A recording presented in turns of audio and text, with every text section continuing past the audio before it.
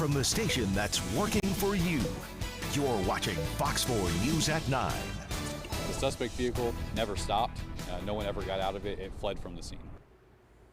Another shooting on I-29 in the Northland. Now the search is on to find the person who pulled the trigger. This happened near Vivian Road yesterday afternoon. Authorities think it's likely road rage, but they can't say for sure yet. Good evening, I'm Lauren Halifax. I'm Bria Love. Only the car was hit. That driver was okay. But this is now the second shooting to happen on that interstate in less than 2 months. Fox 4's Shannon Russo is live tonight with more.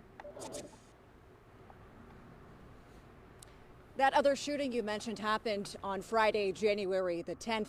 Unlike yesterday's, that one was deadly. The killer is still at large, which kind of makes you wonder, could these two shootings be connected? This is the car that investigators want you to be on the lookout for. It's a white Mercedes with what looks to be a temporary registration tag. Anyone willing to fire a gun at another vehicle in the middle of the day, that's a clear disregard for the safety of the people around them. Corporal Justin Ewing with the Missouri State Highway Patrol says the victim's car was hit once following some sort of exchange on the interstate. Since it happened around noon, he's sure there's witnesses. If you were in traffic, may have possibly seen this vehicle. We do believe possibly it was traveling at a high rate of speed, which may have stuck out to someone. While that investigation continues, so does another just 5 miles north. Sports reporter Dennis Sharkey was shot and killed on I-29 near the Northwest 72nd Street exit nearly 2 months ago on January 10th.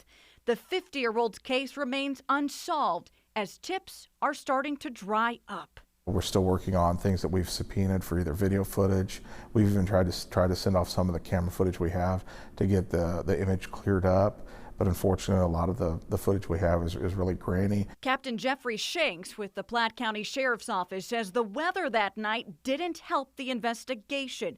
Since the city was still thawing out from a blizzard, not many people were on the road.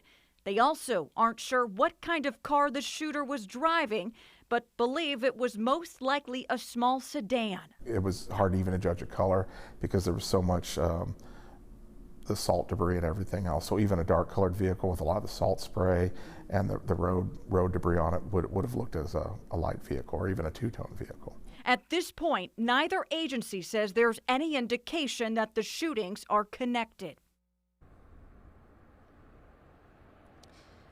And of course, ballistics testing will need to be done to see if those bullets came from the same weapon.